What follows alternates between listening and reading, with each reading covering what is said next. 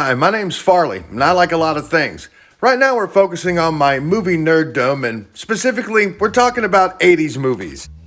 I can't do a proper 80s movie list without doing a John Hughes movie, and if I'm gonna do a John Hughes movie, we're doing The Breakfast Club. Now, this one came out back in 1985, and I only knew about it because my sister, because she was 9 years older than me. And then at some point, my sister wound up recording it off whatever pay movie channel it was on that we happened to have at the time.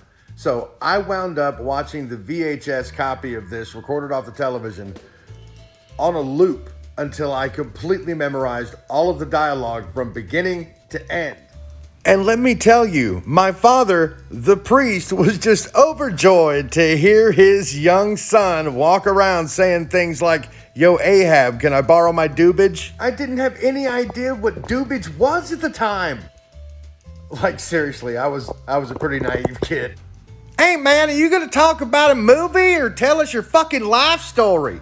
Thanks, Brain. You're absolutely right. Okay, so let's talk about The Breakfast Club, and let's talk about the opening song.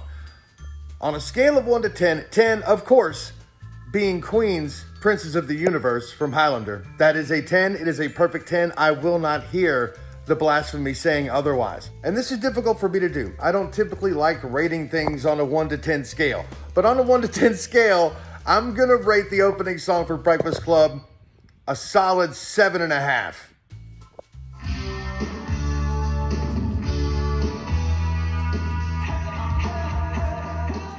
Look, as an 80s jam, it gets a 10 out of 10. As an opening song for a movie, it gets a 7.5.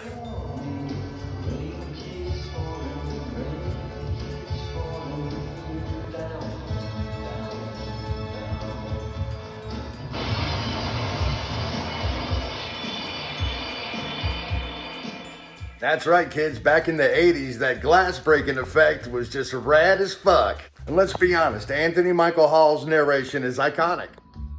You see us as you want to see us. In the simplest terms, the most convenient definitions. You see us as a brain, an athlete, a basket case, princess, and a criminal. Correct? That's the way we saw each other at 7 o'clock this morning. We were brainwashed. Yep, just laid the entire movie out in just the opening voiceover. And of course the scene in the car with the parents is great. You know, you see all the different ones, and if my parents were like any of the parents in Breakfast Club, they would have been like Brian's parents. We were nerds. Hey, this is not A&E biography, okay? I need you to attempt to just stay on fucking target. Eat my shorts. What was that? Eat my shorts. Now, this is one of my favorite scenes because I just wanted to say that to my teacher so bad. And of course, I was 10 years old, so luckily I didn't because I had a fear of my parents. Oh, mind you, not the fear that Bender has. Are you through? No, I'm doing society a favor. So? That's another one right now. I've got you for the rest of your natural born life if you don't watch your step. You want another one? Yes. You got it. You got another one right there. That's another. 10-year-old me fucking loves that scene.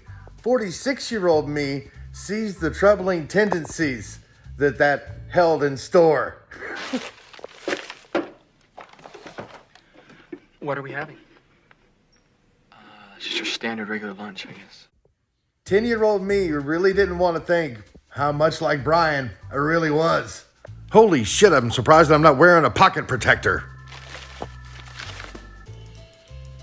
Milk? Soup. PB&J with the crusts cut off. Just to clarify, this guy never asked for his crust cut off. So we're going to skip over the elephantitis of the nuts, and we're going to move right past the sexual assaults at lunch because 80s. And we're going to move straight into them smoking that wacky tobacco. That's right, the Lord's lettuce, the Christ cabbage. So, Ahab, can I buy my doobage? As an adult, I do have one serious question, and that is, what in God's name was Emilio Estevez smoking? Did Bender have like multiple strains in the one bag? Woo! I ain't never had no shit in my life made me want to run and do gymnastics. Maybe I'm missing out.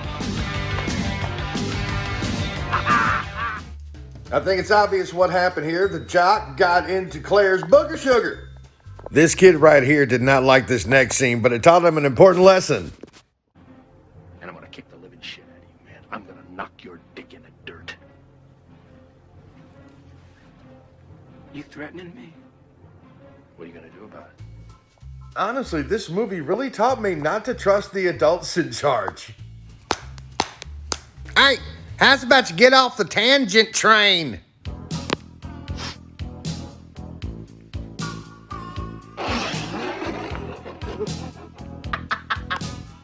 Pretty much just like me the first time I got high.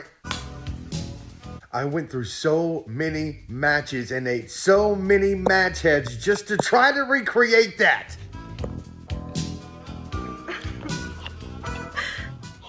All right, calm your tits, narc. It's cigarette smoke.